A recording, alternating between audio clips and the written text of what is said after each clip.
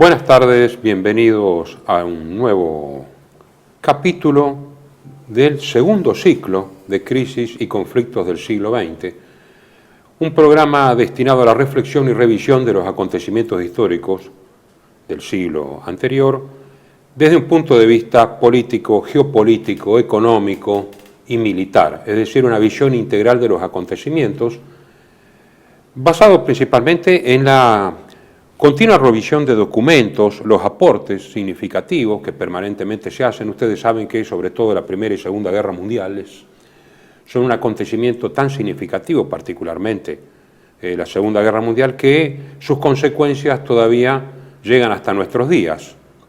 Entonces es muy importante atender al debate historiográfico que permanentemente está surgiendo sobre estos acontecimientos.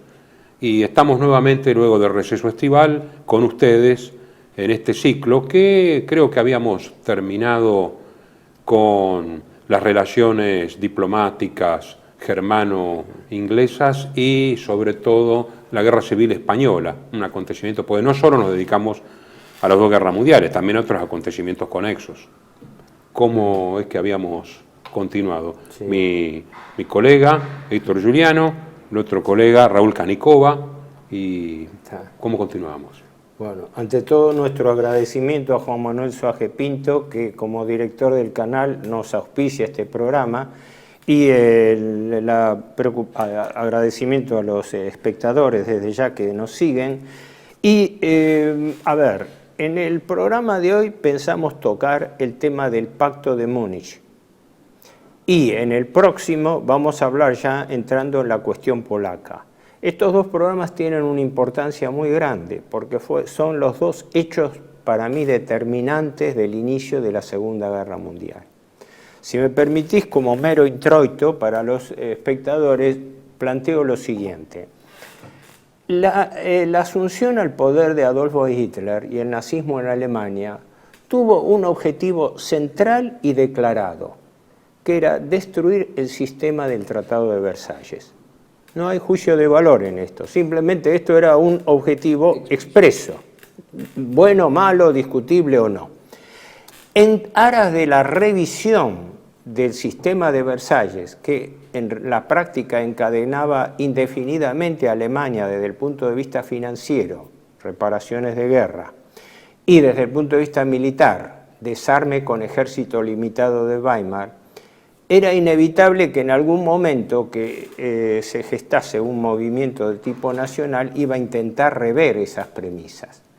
En este caso, el hito más importante fue el Pacto de Múnich de 1938, por el cual se reconoció a Alemania la cesión de los territorios sudetes, que son los territorios limítrofes del cuadrilátero de Bohemia, que después vamos a explicar de qué se trata. Pero yo creo que hubo tres hitos que jalonaron llegar al Pacto de Múnich. Una fue la cuestión del Sarre, el plebiscito del territorio del Sarre. El otro fue la reocupación militar de la Renania. Y el tercero, el Anschluss, la anexión de Austria. Brevísimamente para los oyentes. El territorio del Sarre es un pequeño territorio alemán que queda entre Alemania, Francia y Luxemburgo. Cuando terminó la Primera Guerra Mundial, por el Tratado de Versalles, le fue quitada a Alemania transitoriamente la soberanía sobre el Sarre. Quedó bajo administración de la Sociedad de las Naciones y bajo explotación económica de Francia, porque es una zona rica en carbón y también en acero. Pero había una cláusula, la cláusula del propio Tratado de Versalles decía que ese estatuto regía por 15 años, luego de lo cual el Sarre debía ser sometido a un plebiscito entre la población, que era prácticamente toda alemana, con respecto a si querían pasar de vuelta a Alemania o permanecer en un estatuto internacional o volver a Francia. Lo primero que reclamó el gobierno de Hitler fue ese plebiscito, que Francia era reacia a realizarlo. No nos olvidemos que Francia había ocupado y tenía tropas en Alemania, en Renania, desde el año 1923, cuando ocupa el Ruhr para cobrarse en especie las reparaciones de guerra alemana. Las tropas francesas estuvieron hasta el año 1930 en el Ruhr, mientras que eso era zona desmilitarizada. Después de toda una serie de cabildeos y tensiones a través de la Sociedad de las Naciones, se le reconoció el derecho a Alemania a ese plebiscito que ganó por casi unanimidad, no sé si el 97% de los votos, porque la población, lógicamente, aparte entusiasmada con el advenimiento de un gobierno nacional en Alemania y la expectativa, se volcó. Así que el territorio fue devuelto a Alemania. Eso pasó en el año 35 y a través de un plebiscito. No fue una conquista territorial, fue una restitución que estaba prevista en el propio tratado. El segundo hito a través del cual Hitler empieza a desarmar el Tratado de Versalles es la reocupación militar de Renania. También, según el Tratado de Versalles, había quedado establecido que Alemania no tenía derecho a colocar tropas en la orilla izquierda del Rin, es decir, en el lado este. Esa zona quedaba desmilitarizada por razones defensivas invocadas por Francia y Bélgica. ¿Qué ocurre? El gobierno nacionalsocialista intenta volver a ocupar militarmente Renania. Y la circunstancia se la da el propio gobierno francés, que en el año 34 firma un tratado de ayuda mutua, ayuda recíproca, con la Unión Soviética. Entonces, eso da pie a que Hitler invoque que el tratado de ayuda mutua entre Francia y la Unión Soviética, primero formal después de la Primera Guerra Mundial, generaba una amenaza militar contra Alemania por la famosa alternativa de guerra en dos frentes, y además violaba también los tratados de Locarno de 1925, que establecían condiciones a cumplir en materia de paz. Cabe esto porque, como vos decías al principio, en esto reside el revisionismo, en ir a las fuentes, ir al momento, qué es lo que se planteaba en su momento y cómo.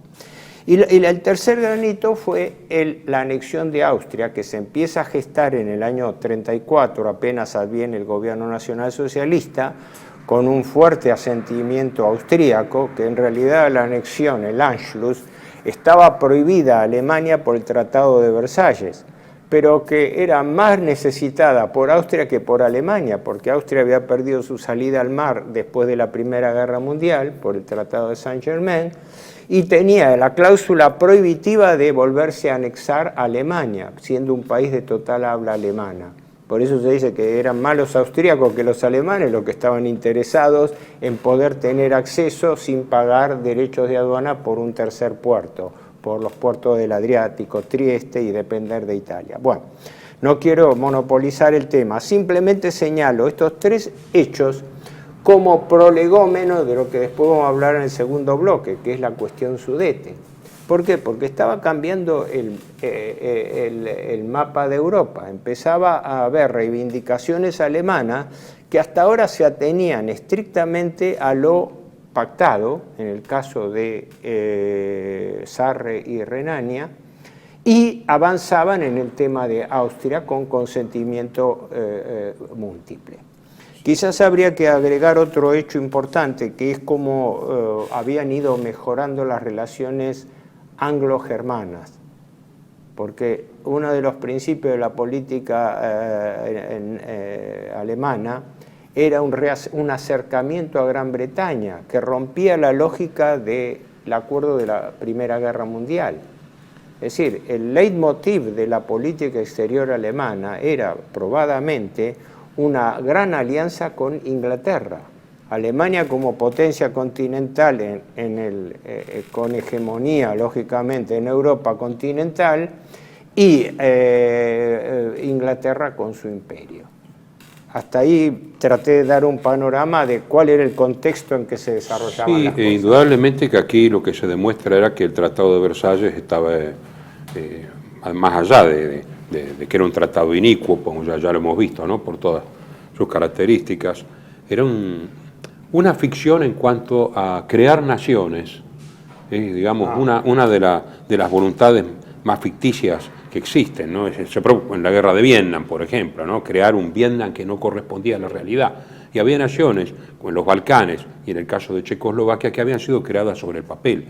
Y una sociedad de naciones que, como se decía, creo que Schmitt, que cualquiera podía entrar y salir como si fuera un hotel de esa institución, y que en el fondo no satisfacía a nadie. Sin autoridad. Sin autoridad, ¿no te parece, Raúl? Exacto, por eso yo me permito el siguiente comentario. Es evidente que, bueno, ya lo ha dicho todo él en cuanto al decurso de los hechos históricos, de los hechos que pasaron, pero lo concreto acá es que evidentemente, primero, la política no es solamente contra el Tratado de Versalles, que eso es lo inmediato, y el acercamiento que han señalado los dos respecto de Alemania con Inglaterra, por una cuestión muy simple, porque tanto Alemania, en primer lugar, y en segundo lugar Inglaterra, tenían un enemigo en el este, Alemania tenía un enemigo en el este, que era la Unión Soviética, enemigo ideológico además, y tenía, no Polonia, curiosamente, que Polonia no está en condiciones de hacerle nada a Alemania, salvo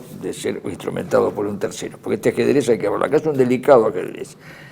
Y en cambio Inglaterra sí tenía el peligro de que hubiera un cambio dentro de la Unión Soviética y hubiera una alianza con Alemania, por un lado. Y por otro lado, de que tuviera el partido, no el partido de la guerra. Inglaterra hay que tener en cuenta una cosa, estaba el partido de la guerra, de Lord Fanchett, y el partido de no guerra, que no quería la guerra. Los que querían la guerra, que era un partido que buscaba la guerra y la tenía en primer lugar. Eso existía en Inglaterra, no existía en los demás países de Europa, salvo en segundo lugar en Francia, pero había quedado atenuado y satisfecho con la Primera Guerra Mundial porque habían recuperado Alsacia-Lorena y además Francia había entrado en una postración económica muy grave, a pesar de que tenían el zar y a pesar de reivindicaciones, no podía pagar su deuda con Estados Unidos, no podía pagar su deuda de guerra, hacía un problema económico grave, por eso triunfó el Frente Popular finalmente, con Leon Blum y demás, que empeoró la situación económica. Otro tema, pero digo, esto empezaba la balanza de este ajedrez muy complicado, porque hay que ver que el Tratado de Versalles plantea en Europa un ajedrez de una complicación tremenda, que si uno mueve esto, provoca esto acá, y si mueve esto otro, provoca esto acá. Esa creo yo que, por eso había una actitud del partido de no guerra, o sea, Chamberlain, el duque de Bedford y otros que no querían la guerra, de acercamiento o de tolerancia de muchos puntos de exigencias alemanes, a pesar del Tratado de Versalles, por el problema de un nuevo desequilibrio en el cual entraba la Unión Soviética. En cambio, el Partido de la Guerra tenía otras ideas, como más adelante vamos a ver, el Partido de la Guerra tenía otras ideas respecto inclusive a la Unión Soviética, pero era inseguro la Unión Soviética también, y acá cierro, porque la Unión Soviética había pasado de Lenin y Trotsky a Stalin, y Stalin había cambiado el sistema exterior, había cerrado sus contactos con el Comintern, quería plantear un socialismo, un bolchevismo nacional, complicaba la cosa, no era una cosa internacional. Por lo tanto, eso restaba poder, creo yo, a las sociedades naciones que dependía del modelo bancario. Creo que esto, en este complicado ajedrez, no sé si fue claro, hay que tenerlo en cuenta. Complementando lo tuyo, yo tiro elementos para que el espectador se ubique en el contexto de la época, porque acá respetamos una regla de oro que vos, como investigador histórico, la sabés mejor que nosotros. Todos los hechos históricos que se analizan tienen que ser analizados en el contexto de la época. Y acá hay que agregar 2 o 3 elementos importantes. Primero y principal, las relaciones entre Francia y Gran Bretaña durante todo el periodo de entreguerras distaron mucho de ser coincidentes. La tensión franco-británica llegó a límites muy extremos. Si no me equivoco, el historiador A.J.P. Taylor, en su libro sobre el británico, sobre los orígenes de la Segunda Guerra Mundial, menciona hasta el riesgo de guerra entre Inglaterra y Francia. Segundo factor importante que jugaba, el vuelco de la Italia fascista de Mussolini, que primero había estado apoyando al gobierno austríaco social cristiano en la época de Dollfuss, que estaba resistiendo el Anschluss. Y luego, después de la primera conferencia de Venecia del año 34, después de la muerte de Dollfuss, Mussolini hace un giro y empieza a apoyar la política alemana, que hasta entonces estaba tomada con distancia. Sí. Y un tercer hecho, que ese estaría mucho para analizarlo, es lo que vos llamás el partido de la guerra que se empieza a conformar en Gran Bretaña en contra de la política de macroalianza anglo-británica que proponía Alemania. Y que tenía muchos adeptos entre la nobleza británica, ¿no? Por eso después se produce el cambio de rey, ¿no? La abdicación de Eduardo VIII, pero en lo concreto venía avalado porque en el año 35, no sé si en marzo o abril de 35, Alemania llegó con Gran Bretaña a un acuerdo naval importantísimo, donde Alemania aceptaba que su flota pudiese expandirse, pero sin superar en tonelaje, la flota de guerra, ¿no? Sin superar en tonelaje el 35% de la flota británica. Una concesión que Gran Bretaña no había obtenido de otros países.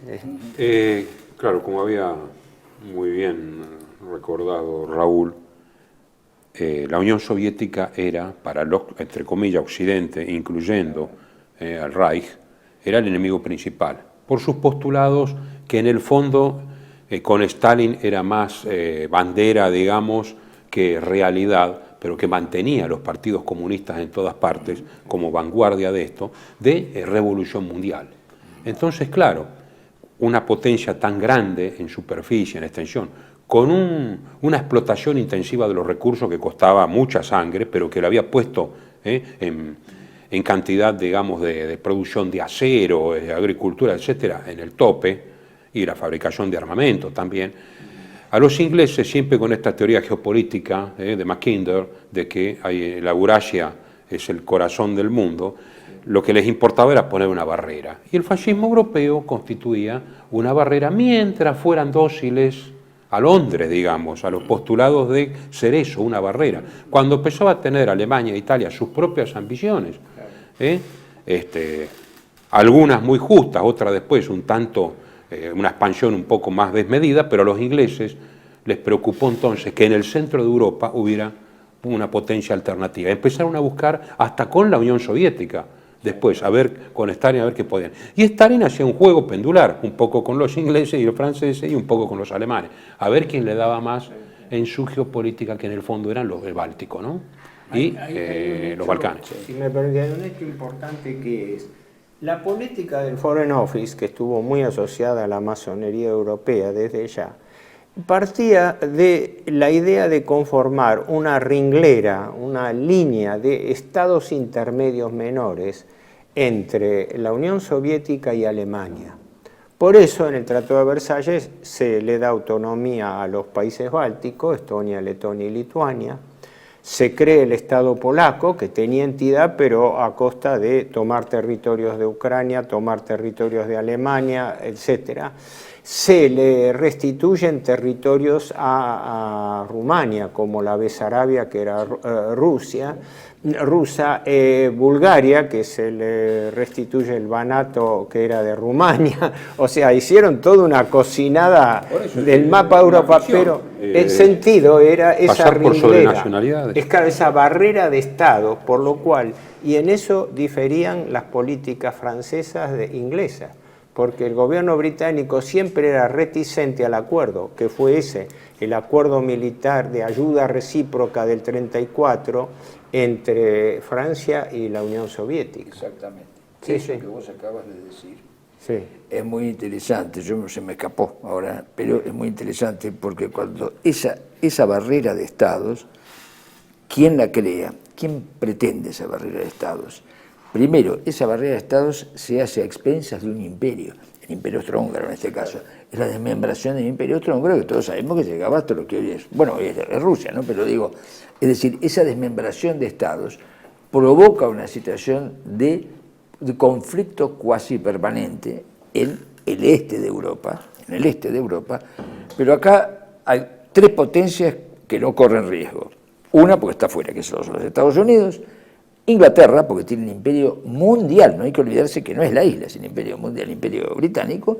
Y tercero, la Unión Soviética por su enorme extensión y porque los enemigos que tiene hacia el este no le significan un peligro grande, no ha crecido todavía Japón, y además Japón por la parte marina sí, pero no en la parte terrestre no puede. Y China, pero China está en guerra civil, entonces no hay un peligro hacia el este de la Unión Soviética. En cambio, sí lo puede haber, pero es muy difícil que su situación geopolítica, por las dimensiones que tiene, pueda ser afectada. Lo mismo pasa con el Imperio Británico. Si hacen esto es para asegurarse una situación a futuro y controlar, a mi entender, a dos estados nuevos. Nuevos quiero decir en su postura ante el mundo, Alemania e Italia, y los que lo acompañaban. Y para evitar que esos pequeños estados se contagiaran de esto.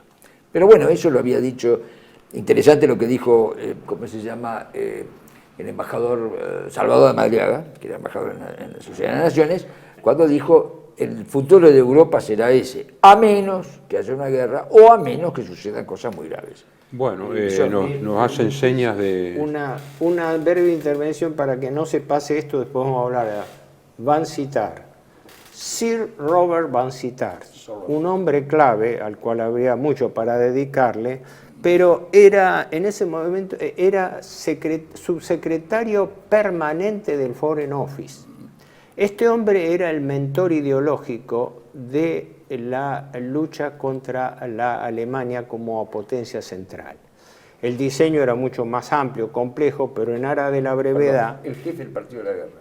Claro, era el mentor del Partido de la Guerra, porque se llama Partido de la Guerra cuando un determinado estamento de un gobierno apunta a una solución exclusivamente militar de los problemas y no política.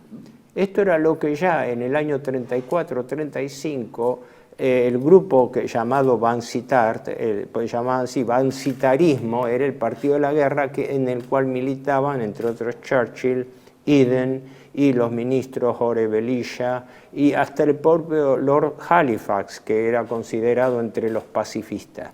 Y el moderado era Chamberlain. Continuamos en un ratito. Está, no, en un comentario al respecto, sí.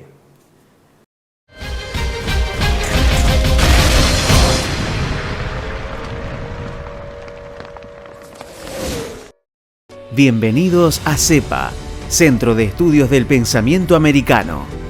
Nuevo sitio web de cursos de formación en política, filosofía, historia, literatura, geopolítica, religión, psicología y más.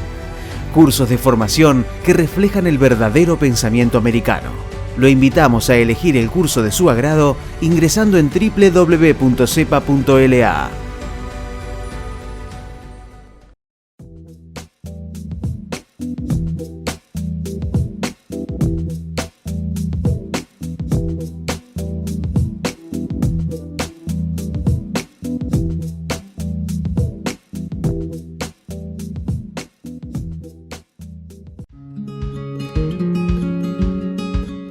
Residencia de Los Ángeles es un hogar para adultos mayores habilitado en la ciudad de Buenos Aires, cuyo objetivo es la atención y cuidado de pacientes de la tercera edad. Más de 30 años de experiencia nos respaldan.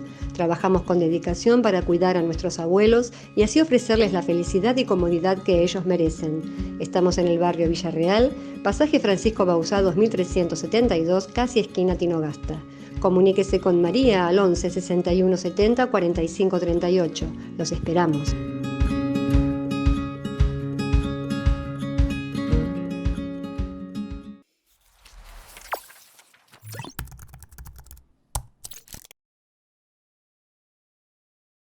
Decir siempre la verdad primero tiene un precio. Pero todos los días, en cada programa, en cada reportaje, en cada esclarecimiento, descubrimos que decir la verdad vale la pena. Decir siempre la verdad tiene un precio. Pero cada vez que recibimos tu apoyo, entendemos que seguir luchando vale la pena. Dependemos de tu ayuda. TLB1. Toda la verdad primero.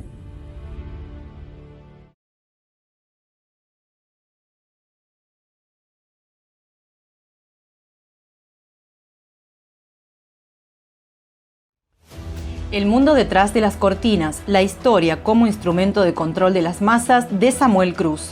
Un libro que desenmascara los mecanismos de control de las masas puestos en práctica por el Instituto Tavistock en la Segunda Guerra Mundial contra Alemania y contra la humanidad. Disponible en Argentina en editorial Cruz y Fierro. El mundo detrás de las cortinas de Samuel Cruz.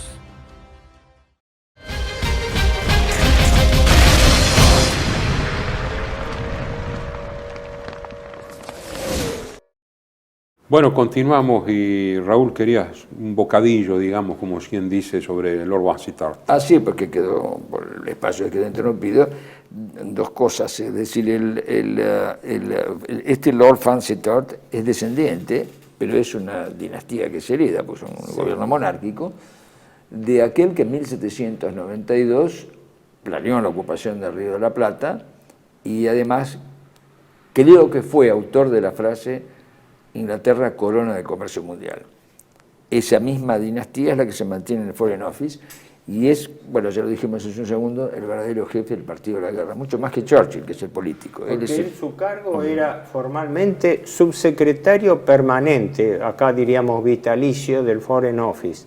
En las memorias de Eden, parece que las relaciones entre Vansittart y Eden, cuando él había sido ministro de Relaciones Exteriores la primera vez, no eran muy cordiales. Así que Eden, con toda la diplomacia británica, lo manda al frente a Vansittart hablando de que era una permanente irrupción en todas las decisiones del Foreign Office. Es importante porque esto ayuda a saber cómo venían las influencias entre bambalinas, ¿no? Pero yo diría, si querés, entramos en la cuestión sudeste. Vamos a entrar entonces. Claro. Explicación para los espectadores.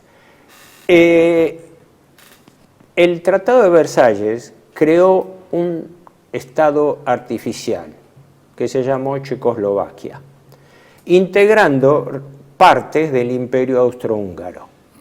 Y Checoslovaquia se integró con el cuadrilátero de Bohemia-Moravia, que era propiamente checo, Eslovaquia y Rutenia. Rutenia, un apéndice limítrofe con Ucrania y que era más bien sí, le falta acá el claro, ¿no? Ahí no se ve el cuadrilátero, pero si se pudiera ver acá, que no está completo, el cuadrilátero de Bohemia está marcado por los montes Sudetes, que marcan justo 3 de los 4 lados de ese cuadrilátero. Esa zona, que era estratégica para Checoslovaquia desde el punto de vista de defensa, resulta que estaba poblada por alemanes, que habían pertenecido al Imperio Austrohúngaro. En realidad no fueron tomados del Imperio Austríaco, sino del Imperio Húngaro a través del Tratado de Trianón. Del Reino de Hungría. Del Reino de Hungría, porque el Reino de Hungría era más grande que el de Austria. Pero eran de habla alemana. Ahora, ¿qué pasa? Era una minoría de 3.300.000 a 3.500.000 personas. La población de Checoslovaquia entonces llegaba a unos 10-12 millones, así que eran un 23% de la población polaca. ¿Qué ocurre? Esa minoría empezó a generar problemas como todo Estado que ha sido integrado tomando países diferentes, como pasaba con los eslovacos y todo. Y la historia lo verificó, porque en la actualidad, hace pocos años, se convalidó la disolución de Checoslovaquia, reconociendo la existencia de 2 estados. Checoslovaquia, el Estado checo propiamente dicho, Bohemia y Moravia, y Eslovaquia. Pero, ¿cuánto? 70 años después de la guerra. En su momento, ¿qué pasa? Esto empezó a tener problemas porque la minoría alemana empezó a pugnar por la anexión con Alemania, cosa que el gobierno checo rechazaba de plano, apoyado por Francia e Inglaterra. Por un lado, Checoslovaquia estaba... Y la Unión Soviética. Y la Unión Soviética, con la cual incluso después Checoslovaquia firmó un tratado de ayuda, que era el tercero en discordia, pero que estaba un poco alejado de intervenir militarmente, sí, pero la principal. Es más, quien más estaba comprometido en eso era Francia, mientras que la posición británica siempre fue mucho más laxa. Francia, porque en la Primera Guerra con la Petite Entente lo había creado, claro, sobre todo el motor fue Francia. Francia, claro. La Petite o Pequeña Entente fue un acuerdo que se gestó en la época de entreguerra, auspiciado más que nada por Checoslovaquia, entre Checoslovaquia, Rumania y Yugoslavia, que era todo el tema de los países de la cuenca del Danubio. Donde, basta mirar un mapa para darse cuenta. Y bueno, pero todo el Danubio pasa por 7 países, pero eso no completaba porque estaba Austria y las pretensiones italianas sobre la cuenca del Danubio y los Balcanes, o sea que el panorama era harto complejo. Pero para no marear a la gente, lo principal es esto, que desde que adviene el gobierno nacional socialista en Alemania, la minoría alemana en la zona de Sudetes empieza a gestar sus propios movimientos, incluso partidos políticos, liderados en ese momento por un dirigente nacionalista, Konrad Henlein, que está restringido continuamente por restricciones políticas del gobierno checo. Checoslovaquia, desde su constitución en 1919 hasta el año 37, fue gobernada por un presidente muy respetado, Tomás Masaryk. No confundir con Jan Masaryk, que era el hijo, que había sido embajador en Londres, fue canciller. Con Benes. Después de la guerra vuelve a ser canciller bajo el gobierno prosoviético y aparece muerto sospechosamente caído desde la ventana de la Cancillería, ¿no? Sí. Terminó mal, ya Masaryk. Pero el primer ministro que en el 37, cuando muere Masaryk, asume la presidencia, es Eduard Benes. Y Benes era, más que Masaryk, decidido partidario a que Checoslovaquia no hiciera ninguna concesión a la minoría alemana. Hay que tener presente que en los términos formales la minoría alemana era discriminada en Checoslovaquia, porque era una zona industrial, una comunidad emprendedora. Entonces, el gobierno checo discriminaba los cargos públicos para que no entren alemanes, discriminaba los créditos bancarios, discriminaba gran parte de la absorción y compra de productos. Empresas alemanas no podían participar, por ejemplo, en las contrataciones del Estado.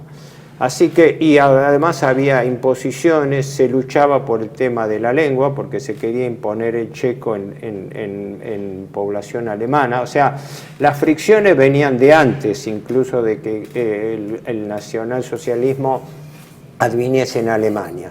Pero es claro, ya con Hitler en el poder, desde Múnich se creó una especie de gobierno paralelo que interactuaba con los Sudetes.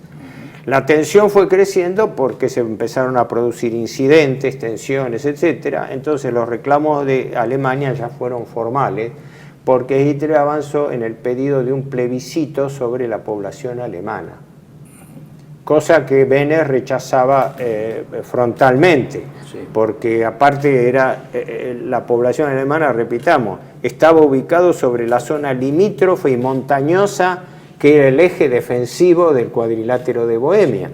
Así que transigir en eso era transigir en la vulnerabilidad de la frontera y amenazar la existencia del Estado de checoslovaco, como después se demostró. Entonces, ahí va increyendo la tensión. La posición de Francia era más dura que la británica. Hay un famoso discurso que da Chamberlain, el primer ministro británico, en el Parlamento, cuando empieza a crecer la tensión, donde dice, poco más o menos, dice, es ridículo, dice, que en Inglaterra nos estemos probando máscaras de gas y cavando trincheras, dice, por un problema de un país que no conocemos y cuya gente, no, o sea, como diciendo, esto no es problema nuestro. La posición británica desde un momento fue mucho más prescindente. Hasta hubo un hecho importante, que fue la misión Runciman, el famoso Lord Runciman, del tratado Roca-Runciman de acá, Sí. que fue enviado como una misión especial desde el año 37-38, a comienzo del 38, a Praga, para buscar una conciliación entre la minoría alemana y el gobierno checo. Y la opinión de Lord Runciman, que estuvo por lo menos 2 meses ahí entre julio y agosto del 38, la opinión británica era favorable a que Checoslovaquia hiciese concesiones. O sea, la presión británica era de que Checoslovaquia aceptase los pedidos alemanes para llegar a una solución posible, porque Gran Bretaña no estaba comprometida con ningún tratado, mientras que Francia sí. Sí, claro, Porque Francia apoyaba Checoslovaquia y apoyaba, como vos decías, también la pequeña entente del Danubio. No, simplemente de que los ingleses, con el recuerdo terrible donde habían perdido 1.100.000 soldados en el continente, luchando contra Alemania, no querían, en la Gran Guerra, no querían ellos volver a intervenir en una guerra que ellos llamaban europea, porque siempre ellos se autoexcluyen, ¿no? Son atlantistas, continental. Sí, sí. Entonces, mientras que los franceses todavía seguían con ese elán, aunque ya no tenían ni remotamente el empuje, digamos, y la intensidad espiritual como nación, pero estaban comprometidos por la creación que ellos habían tanto forzado. Sin duda. Y esto, yo creo que esto es una prueba contundente de que cuando uno superpone lógicas diversas, se termina en un conflicto. Acá hay una lógica principal que es la siguiente. Esto era parte de un imperio. Ese imperio se disolvió, se destruyó con la guerra. Evidentemente, ese imperio era un imperio multinacional. No nos olvidemos que el imperio austro-húngaro incluía checos, el emperador de Austria, el rey de Bohemia, el rey de Eslovaquia, moldavo. Exactamente. Entonces, todo esto, una vez disuelto, es lógico. ¿Qué unión de intereses podía haber en un rejuntado de cosas tan dispares?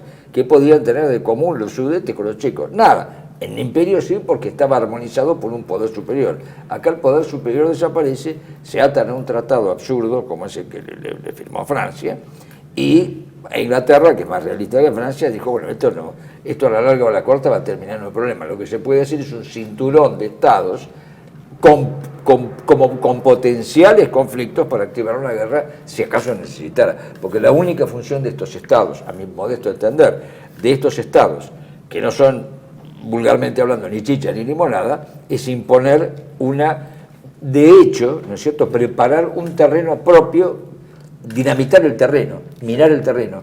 Se activa eso y se provoca un conflicto. De hecho, hemos visto que el conflicto empezó por eso. Ahí hay un hecho importante que era, más allá de las razones a favor o en contra del partido de la guerra, del bancitarismo, el gobierno Chamberlain estaba empeñado en mantener una política de paz con Alemania.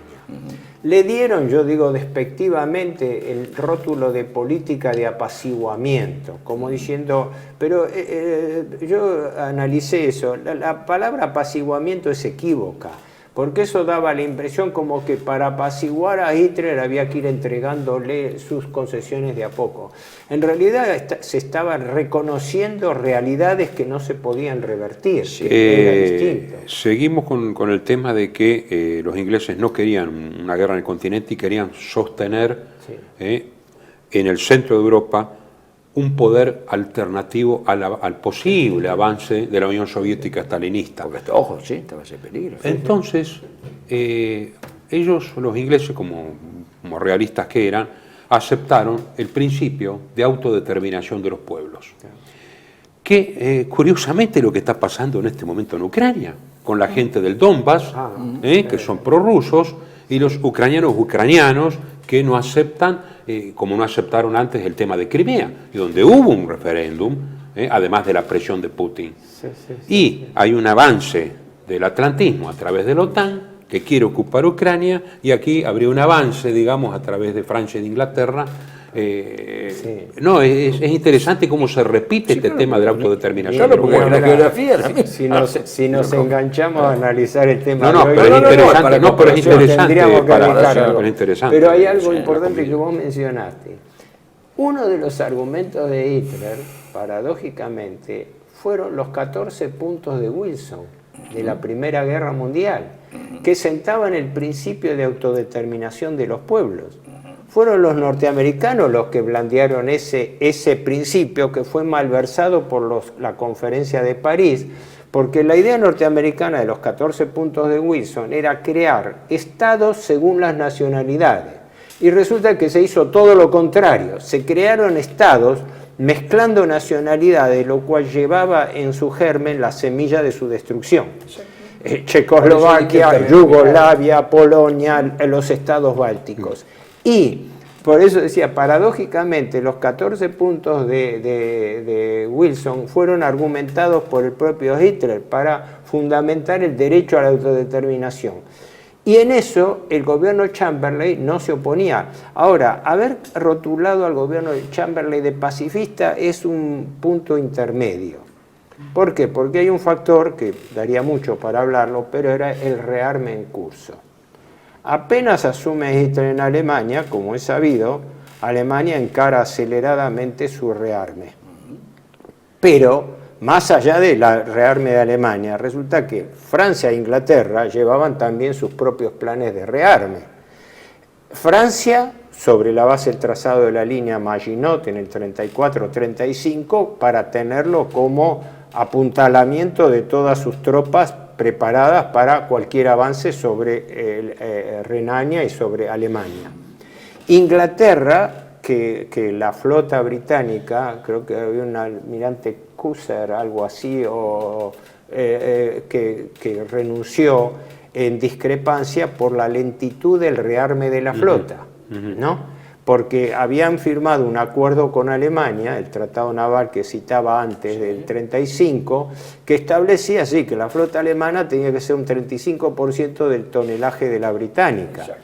Pero el plan de construcciones navales alemana iba más rápido que el británico, ¿no? Además que los alemanes adelantaron en la flota submarina y que crearon los acorazados de bolsillo, es decir, con menor tonelaje, igual o mayor artillería. Perdón, esa advertencia la repite Churchill incesantemente a través de montones de artículos alemanes. Que pide más presupuesto al Parlamento. Sí, claro, los ingleses estaban pobres o no veían las cosas, había mucho debate. Por eso no hay duda que el partido de la guerra, el pansitarismo, razonaba sobre la base de realidades que se vivían en la época. Si podemos ya más ir al pacto, aparece un personaje que es decisivo en esto, que es Mussolini, que también quiere la autodeterminación de los pueblos. Y él propone plebiscito en todas las regiones donde hay problemas, en Hungría. Aquí, fíjense lo que dice, ¿no? Es el libro de Villari. El libro de Villari, ¿no? Sobre la política exterior de Mussolini, dice. Chamberlain apela a Mussolini a fin que utilizara su influencia para preservar la paz mundial cuando Alemania dice ya hemos llegado al fin de las conversaciones y el gobierno checo no se allana al plebiscito, entonces vamos a tener que ir a la guerra.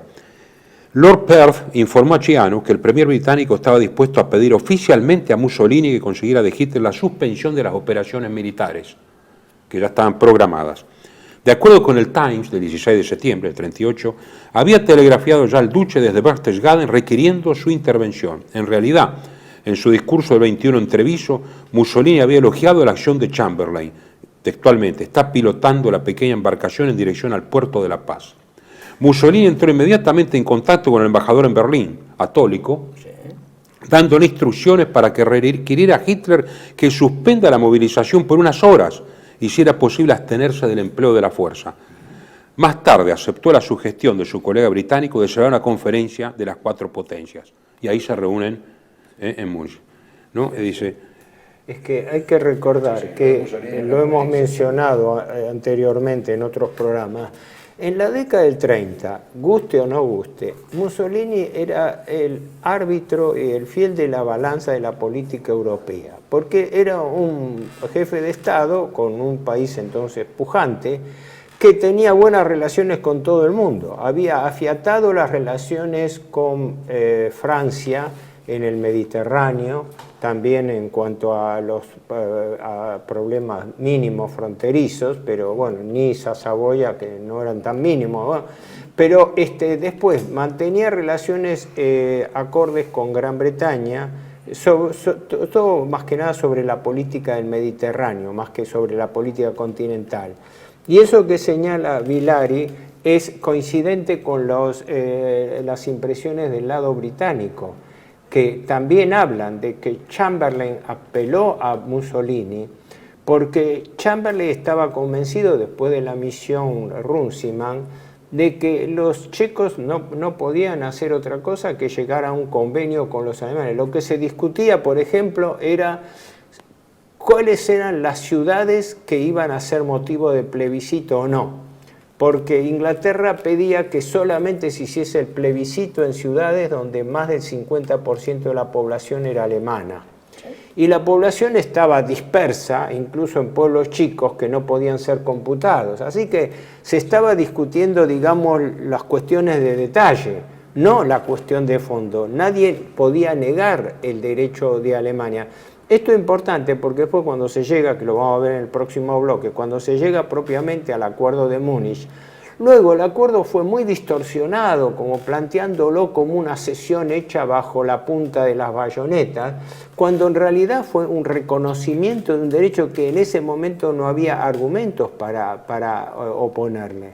Esto no es dicho porque sí en defensa, pero el tema se planteó fundamentalmente cuando el gobierno Benes tuvo cortocircuito con el gobierno británico.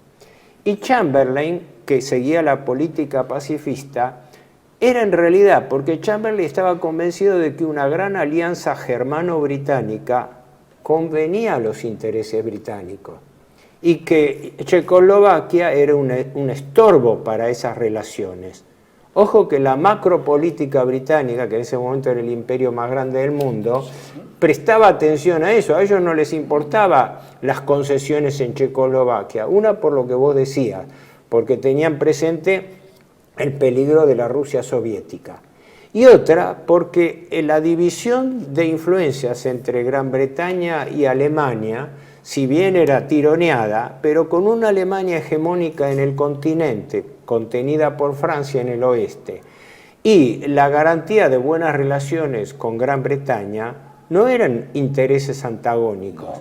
De allí la división interna fortísima. Y dentro de Alemania, Goering colaboró también con Mussolini, digamos. Claro, sí, porque sí. Goering era un hombre muy inclinado a la paz. Después se demuestra en el 39, era, digamos, el más simpático de todos los dirigentes nacionalsocialistas, porque en cada funeral, en el funeral del rey, ¿cómo se llamaba? El rey de cuando lo mata junto a Bartú, el rey de Yugoslavia. De Yugoslavia.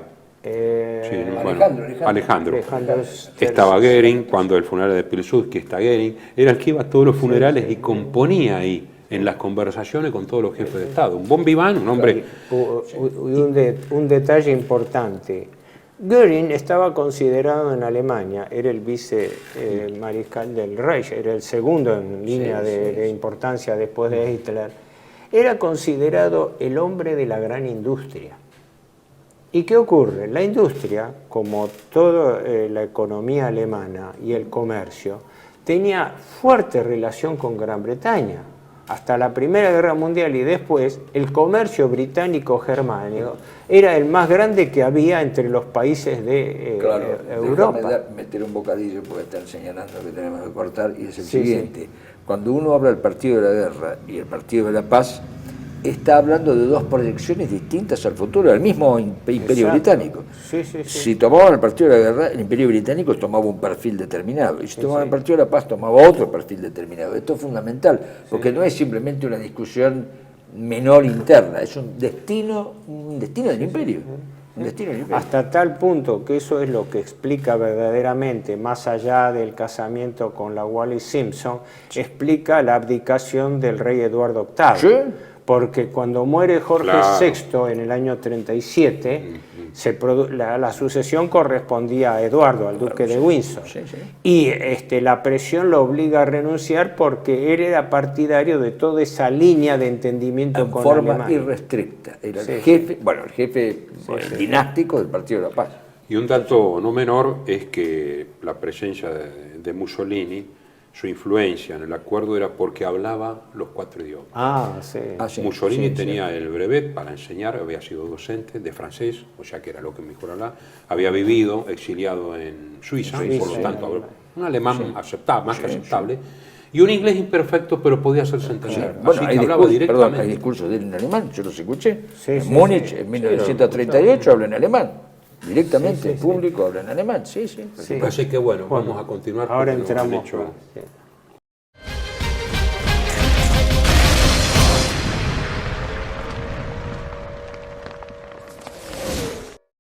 Bienvenidos a CEPA, Centro de Estudios del Pensamiento Americano.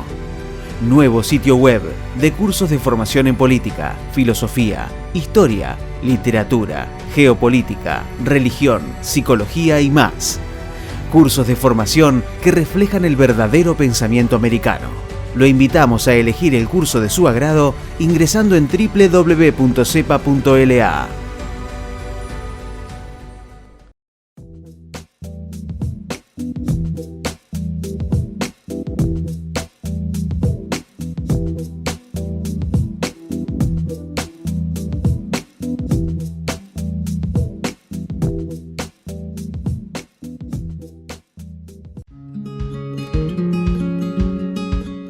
Residencia de Los Ángeles es un hogar para adultos mayores habilitado en la ciudad de Buenos Aires, cuyo objetivo es la atención y cuidado de pacientes de la tercera edad. Más de 30 años de experiencia nos respaldan. Trabajamos con dedicación para cuidar a nuestros abuelos y así ofrecerles la felicidad y comodidad que ellos merecen. Estamos en el barrio Villarreal, pasaje Francisco Bauzá 2372, casi esquina Tinogasta. Comuníquese con María al 11 61 70 45 38. Los esperamos.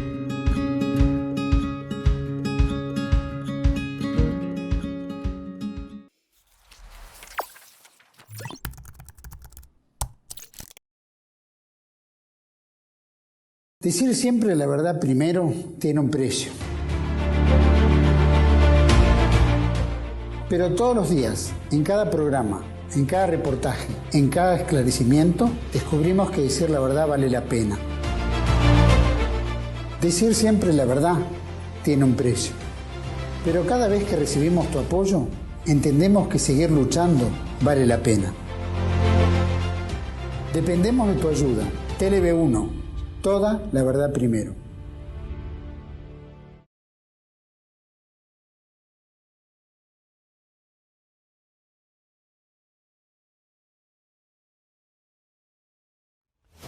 El mundo detrás de las cortinas, la historia como instrumento de control de las masas de Samuel Cruz. Un libro que desenmascara los mecanismos de control de las masas puestos en práctica por el Instituto Tavistock en la Segunda Guerra Mundial contra Alemania y contra la humanidad. Disponible en Argentina en editorial Cruz y Fierro. El mundo detrás de las cortinas de Samuel Cruz.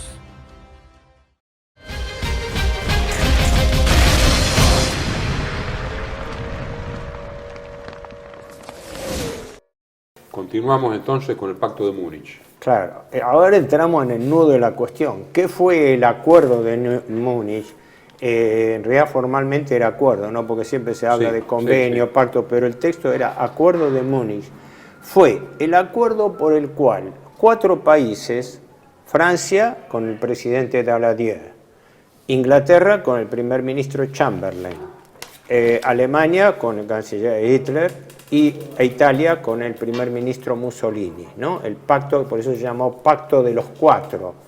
Acuerdo de Múnich o Pacto de los 4, por los 4 jefes de Estado, por el cual se reconoció el derecho de Alemania a anexionarse los territorios poblados por alemanes en la zona de los Sudetes de Checoslovaquia. Claro, punto importantísimo, ahí no estuvo invitado el afectado, que era Checoslovaquia, y que se oponía frontalmente a eso. Sí. Lo cual demuestra hasta qué punto en el manejo de las potencias los países débiles son objeto de negociación. Lo habían creado y ahora lo desmembraban, contribuían a desmembrarlo. Es claro, por eso es importante, porque desde el punto de vista checo, por eso se produce... Fue una traición, entre comillas, desde el punto de vista checo. Claro, traición. En todo juego de ajedrez hay reyes, alfiles y peones. Claro, y por eso después, adelantémoslo, después del acuerdo de Múnich, que fue el 30 de septiembre del año 38, inmediatamente después renuncia Beneš y viene el presidente Hacha, y después, a posteriori Checoslovaquia es desmembrada, pero eso no lo vamos a tocar hoy. Pero es importante analizar lo que yo llamo, porque todas las cosas normalmente son tres. Sí. Tres hitos importantes dentro de este proceso. Agravada la situación en Checoslovaquia, donde los checos imprudentemente o respondiendo a todos los incidentes alemanes empiezan un increyendo de conflictos, incidentes, muertes, etc. Porque había un problema. Como los alemanes estaban situados sobre la frontera, los puestos de frontera eran incontrolables. Entonces el gobierno Beneš manda a la policía fronteriza a ocupar los pasos. Y eso genera incidentes con la población y genera con poblaciones que migraban continuamente. Es como si acá me dijeran que quieren impedir que bolivianos o paraguayos entren y salgan de la frontera argentina. Entonces, claro, el gobierno Beneš decía, toda esta organización social y política, ellos hablaban de que la capital era Múnich, porque desde Múnich estaba toda la influencia alemana nazi sobre los sudetes. Eso era real. Pero la cuestión es quién le ponía el cascabel al gato de decir, ¿cómo se arregla esta cuestión? Ahí es donde Francia tiene que replegarse porque no tiene el apoyo británico, y la posición británica, como lo hemos hablado, era directamente reconocerle el derecho a Alemania. Y eso está ratificado por dos entrevistas claves que hubo. Porque Chamberlain, cuando el gobierno checo se pone en una postura muy firme, Chamberlain pide ser invitado a Berchtesgaden, en la residencia de Hitler en el Obersalzburgo, que era en realidad la residencia, la casa de Hitler, ¿no? Aunque eventualmente podía servir para entrevistas formales. Y viaja el 16 de septiembre expresamente a hablar con Hitler. Creo que fue una reunión de 3 horas, algo así, de la cual el comunicado, yo lo leí, es un comunicado de 3 párrafos nada más, reivindica las relaciones germano-británicas, hablando del común deseo de la paz de los dos países. Es decir, estaba en línea con esto, con la idea de la gran alianza. El Partido de la Paz. El Partido de la Paz, claro. Que algunos dicen que tampoco era una convicción total de Chamberlain, porque Inglaterra era consciente que estaba retrasada con el rearme en relación al acelerado rearme británico, y que de las Fuerzas Armadas británicas le estaban diciendo que no acelere ninguna crisis porque las Fuerzas Armadas británicas no estaban preparadas todavía para un conflicto, ¿no? Sí. En el sentido de que no sabemos cuán pacifista era realmente Chamberlain, pero era un hombre bien conceptuado, además un hombre moderado, racional, etcétera, que escuchaba y que manejó la situación. Por eso que vos citás y que se confirma, que fue él el que apela a Mussolini diciéndole, usted es la persona indicada para mediar. Porque era amigo personal de Hitler. Es claro, él dijo, es una forma de llegar a Hitler. Ahora, esa reunión en Berchtesgaden se hace un convenio preliminar con respecto a que tenía que haber una reunión internacional para decidir las cosas. Chamberlain vuelve a Londres y la situación con Praga no se arreglaba.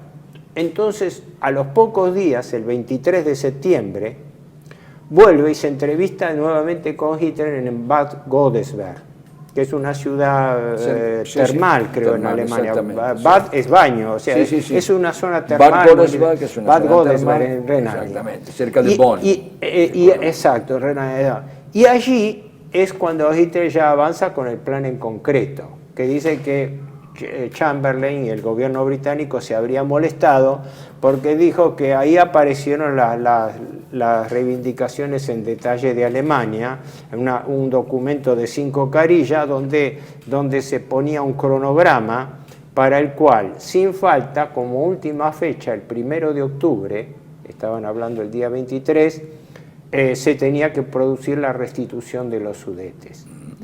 Es sabido que los alemanes tenían un operativo militar previsto que llamaron Caso Verde, que no se llegó a aplicar, pero que preveía la irrupción militar. Pero como la población de la frontera era casi totalmente alemana, no había problema. Por eso pasó como en Austria, que fue la población la que se abalanzó sobre la frontera a levantar las vallas para que entren los alemanes, porque eran los salvadores que venían a liberarlo y a integrarlo. Entonces esas dos instancias, Berchtesgaden, 16 de septiembre, Godesberg, el 23 de septiembre, dieron pie diciendo, bueno, acá lo único que falta es la reunión. Sí. Ahí es donde se mueve rápidamente Mussolini, auspicia la reunión con Daladier, tanto como Chamberlain, y se conviene la reunión de los 4 en Múnich, donde el acuerdo, creo que la reunión era el 28, una reunión preliminar, sí. Se reunió el 29 y a la madrugada del 30, creo que a las 12:30 de la mañana, se emitió el comunicado, sí. Por el cual concretamente las 4 potencias respaldaban el derecho, reconocían el derecho a la anexión de los Sudetes a Alemania. Según parece, transcurría así muy lánguida las comunicaciones, ¿no? Y hablaban de un poquito de todo un poco. Sí. Era no volver a una experiencia tan cruel como una guerra. Todos sabían lo que era la Primera Guerra Mundial. Hasta que Chamberlain saca un papel escrito a máquina. Y Mussolini entonces saca su papel. Y parece que coincidían totalmente, según dice Milari, ¿no? Y también de Felice. Entonces ahí como que se distendió mucho más la cosa y se arregló rápidamente. Sí, aparte el detalle ese no menor, que en una reunión a 4 muy delicada, Mussolini fuese el único que manejase idioma, porque Hitler hablaba solo alemán, Chamberlain inglés y francés, bueno, pero más allá de eso, más allá de los detalles, cómo se manejó la componenda. Y esto es importante señalarlo porque después este acuerdo de Múnich fue tomado cuando es famoso la llegada de Chamberlain a Londres, ¿no? Donde él esto lo reconoce el propio Eden en las memorias y Chamberlain también lo citó. La alegría masiva que hubo en Inglaterra por haberse evitado un conflicto, porque los países estaban ya movilizados. Checoslovaquia había movilizado. Francia y también Inglaterra decretaron una movilización preventiva. Entonces decía, bueno, si esto sigue así, esto termina los tiros, como dicen. Quiero, ¿no? a propósito, algo que dice Daladier. ¿No? Daladier. ¿Este libro cuál es? Edouard Daladier, conviene aclararlo, en el primer ministro francés, ¿no? Sí. Este es un libro de Dorgelet, ¿no? Sobre Múnich. Y lo que dice a uno que lo entrevista, ¿no? Dice, enseguida van todos los periodistas, ¿se imaginan ustedes? A Chamberlain, a Daladier, a Mussolini, a propio Hitler, por supuesto, en Múnich, ¿no? Dice, François Poncet, la paz se salvó, lo principal, todo el mundo está contento. Y Daladier dice, yo creo que nosotros tenés que hacer cualquier cosa razonable, no permitir 15 millones de europeos muertos para obligar a 3 millones de sudetes que quieren ser alemanes a continuar ligados a Checoslovaquia. Terrible, o sea, esto es Realpolitik. Fue un momento de Realpolitik que después se va derrapando. Un hombre como Daladier, porque el partido también de la guerra de algún modo estaba en Francia, mucho más atenuado que en Inglaterra, otra cosa, no tenía determinaciones tan contundentes, pero estaba. Y Daladier era un hombre oscilante, pero François Poncet no. Entonces, el Partido de la Paz era más importante, porque ya tenían Alsacia-Lorena, ya se había terminado ese problema, y no querían la guerra. No querían la guerra. Inclusive Daladier, que había sido del partido de la guerra, ¿no? El que pedía el conflicto, que quería el conflicto, era Leon Blum, pero Leon Blum estaba desplazado, quedaban los hombres de él, pero ya no tenía el gobierno, ¿no? Entonces, esto es importante porque uno de los argumentos que blandía Hitler reiteradamente es que él no tenía pretensiones territoriales en el oeste, porque había reconocido la Alsacia y Lorena de Francia, la reconoció incluso después de la ocupación de Francia, ¿no? No tenía reivindicaciones sobre Bélgica ni Holanda, es decir, no tenía conflictos en el oeste. Y eso desarmaba la argumentación franco-británica de que iban a ir a la guerra por Checoslovaquia. Eso es importante. Ahora, hay un episodio que, aunque es a posteriori, vale la pena recordarlo. Los Sudetes volvieron a Alemania, ¿no? Se reintegró y es más, hubo una expansión acelerada de la región Sudete porque automáticamente toda la región Sudete empezó a participar de los beneficios que tenía la población y la industria alemana. Se le dio ciudadanía alemana. Créditos, educación, formación, incorporación al ejército, etcétera. Es decir, para los Sudetes fue como revivir, de pasar de un país en que estaban discriminados a volver a su patria de habla alemana. No tenía. Por eso después el partido de la guerra, a partir de Múnich, es cuando se produce un cambio, que probablemente lo vamos a ver mejor en el próximo programa, ¿no?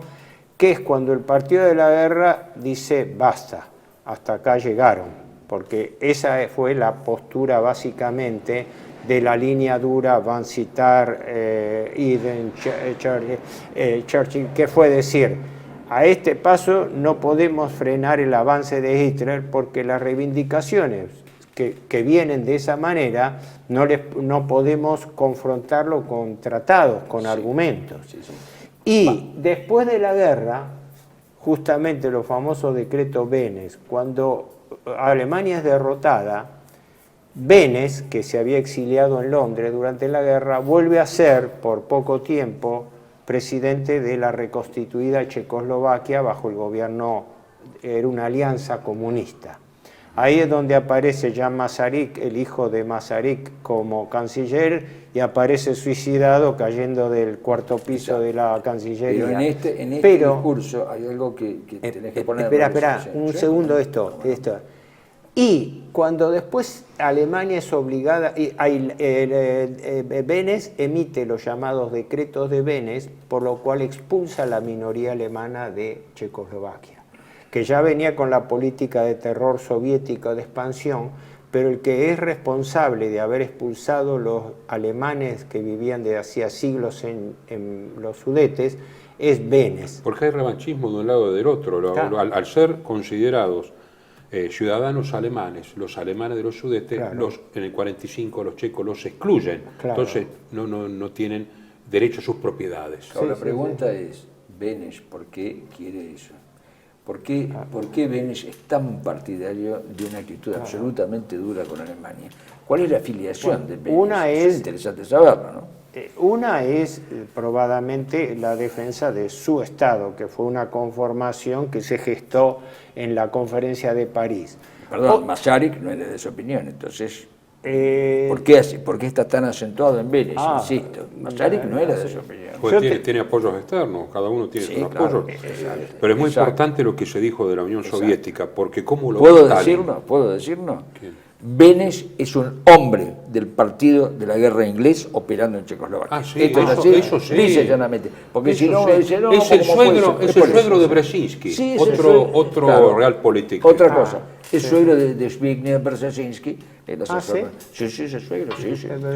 Respecto a la Unión Soviética, es muy importante cómo ve Stalin esto. Al no haber sido invitada a la Unión Soviética, considera de que es un desaire. Y se están arreglando los alemanes con los ingleses y franceses que le están reconociendo, y esto es, en su actitud siempre tan defensiva, por no decir un poco paranoica, ¿no? Stalin ve que es un cerco a la Unión Soviética. entonces entra a tirar propuestas de negociación. Incluso con Alemania, porque dice, bueno, entonces, si los ingleses y franceses cierran y sacrifican Checoslovaquia, ¿qué no harán en contra de la Unión Soviética? Hay que tratar de arreglar incluso con los alemanes. Es probable, ¿no?, que Stalin no supiera, no lo sabemos, porque no lo sé, yo por lo menos no lo sé, que Stalin no supiera que en el partido de la guerra en Inglaterra estaba dispuesto, según después lo contaremos cuando lleguemos al año 41, pero no hay tanta distancia, los acontecimientos, los hombres no han cambiado tanto, los acontecimientos corren muy rápido, Sí, hablar sí. del 38 a 41 parece un siglo, Sí, sí. no es un siglo. En el año 41, en la correspondencia de Lord Falstaff, vamos a encontrar que el partido de la guerra estaba dispuesto a cosas inconmensurables, con tal de que no hubiera un poder central en Europa, fuera quien fuera. Fuera quien fuera. Esto está Ahora, claro, ¿no? Vos sabés que Pero está la por paradoja ponerse. que yo quería citar es que después de la guerra, obviamente Alemania derrotada, sin gobierno, sin autoridad propia, los decretos de Beneš expulsan a la población alemana de Checoslovaquia, eran 3,5 millones de alemanes.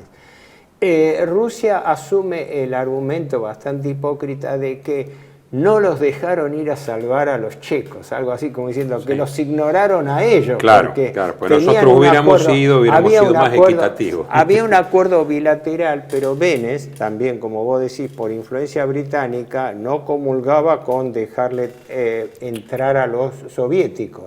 Y los soviéticos se hicieron, un poco vendieron la imagen de Stalin, que ellos hubieran peleado más por la integridad de Checoslovaquia. Ahora, si no me equivoco, años después se firmó un tratado entre lo que era la República Federal Alemana, época de Adenauer, con el gobierno checo, ya gobierno comunista, que no sé si estaba Gottwald o cuál era, ya había sido desplazado Beneš y todo. Gottwald. ¿Cómo? Karl Gottwald. Gottwald, sí. Y se declara nulo el Acuerdo de Múnich, pero con una particularidad ilegal, que se declara nulo ex nunc y no ex tunc. La diferencia reside jurídicamente en que cuando un acuerdo se firma, se convalida durante el periodo que estuvo vigente. Eso es ex tunc, es decir, el acuerdo a partir de ahora se anula. Sí. Pero mientras estuvo vigente, todo lo que se haya realizado es válido. En cambio, se obligó a Alemania a reconocer que los acuerdos de Múnich eran ex nunc, como si nunca hubieran existido, lo cual es un absurdo legal, porque había sido un pacto entre 4 potencias y declaraba nulo algo que habían firmado los gobiernos británico, francés e Hablemos en italiano. plata, es una burla. Sí, por eso, pero quiero decir... Es lo que siempre hablamos de la política de poder. Fíjense las consecuencias inmediatas del tema de la reivindicación de los pueblos, ¿cierto? Polonia inmediatamente le da un ultimátum a Checoslovaquia. Claro, porque por cese del área con minoría polaca en octubre de 38 y dicen, si no movilizamos, y ante eso tienen que ceder. Hungría ocupa el sur de Eslovaquia y el sur de la Rutenia transcarpática con minorías húngaras, que hacen un congreso en Viena y tienen que entregar, ¿no? Y bueno, después se va a ver la partición. Yo me olvidé de citar eso importante. Se atribuye que este tuvo la habilidad de involucrar a Polonia, que reclamaba el territorio de Teschen, que es un apéndice que efectivamente era polaco y tomado por Checoslovaquia, y los húngaros, que tenían una fuerte minoría, aunque creo que en Rutenia le negaron la alternativa de incorporarla, pero le reconocieron derechos a la minoría. Una autonomía. ¿Por qué el partido de la guerra, en Inglaterra, no protestó por las reivindicaciones polacas o la ocupación de hecho húngara en la Rutenia? Es que fue señalado eso, que dice eso lo señalaron gente británica vinculada al gobierno desde ya, diciendo, este tuvo la habilidad de incluir a Polonia y a Hungría también dentro de las reivindicaciones, para señalar que la amenaza de disolución que venía ya perfilada se produce después, ¿no? En marzo del año 39. Pero la pregunta mía era ¿por qué no protestó Londres por lo de la reivindicación polaca, el partido de la guerra y la reivindicación y la ocupación de la Rutenia. Es muy parecido a lo que pasó después en el 39 con Polonia, ¿no? No, el balance... La guerra entró con Alemania, pero no con la balance- Unión Soviética. El pacto con Polonia servía para Alemania, pero no para la Unión Soviética. Para mí el balance, cerrando esto que no sé Muy si curioso. hemos logrado explicarlo a la gente, pero el balance es el siguiente. El famoso acuerdo de Múnich, después, por influencia de la propaganda británica del Partido de la Guerra y de los Estados Unidos, empezó a ser tomado como una claudicación, como una derrota, como una entrega, como un avance imperialista, cuando no coincide con la realidad del momento en que todos estuvieron de acuerdo en reconocer el derecho alemán. Esto fue así, eso es objetivo. ¿Por qué? Bueno, lógicamente, y ahí entró ya la propaganda de guerra y todo lo que venía. Y otra fue que evidentemente Múnich ya fue un punto de inflexión, porque el Partido de la Guerra ya dijo, bueno, después de Múnich ya hay que prepararse para lo peor, porque con eso toda la estructura del sistema de Versalles ya se empezaba a caer a pedazos por todos lados. Y la Múnich efectivamente llevó a la posterior disolución de Checoslovaquia. Y el avance de las reivindicaciones alemanas no iba a terminar ahí, porque Alemania había prometido que no iba a hacer más reivindicaciones Además territoriales. pierde el argumento principal. Yo creo que es uno de los errores más grandes del gobierno ¿Cuál? del Reich. El de la autodeterminación de los pueblos. Los bohemios y los moravos no son alemanes.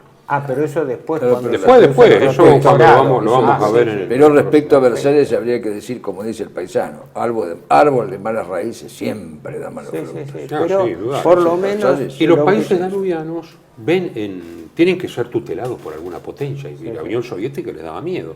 Y ven que Inglaterra y Francia pueden hacer lo mismo con cualquiera y se pliegan cada vez más a Alemania. Hungría, Rumania, hacen acuerdos comerciales. Hubo un vuelco, efectivamente. ¿Cómo se llama este especialista?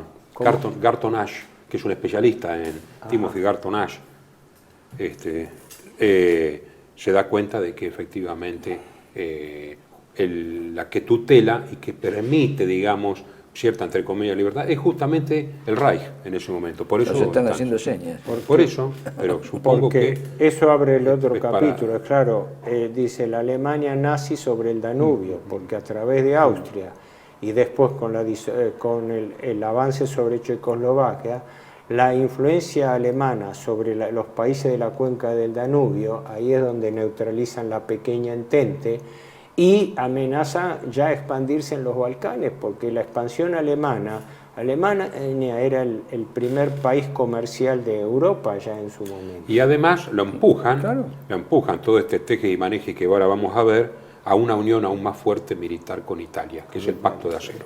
Bueno, esto para la próxima. Bueno, hasta acá llegamos. Hasta acá llegamos, hasta la próxima reunión.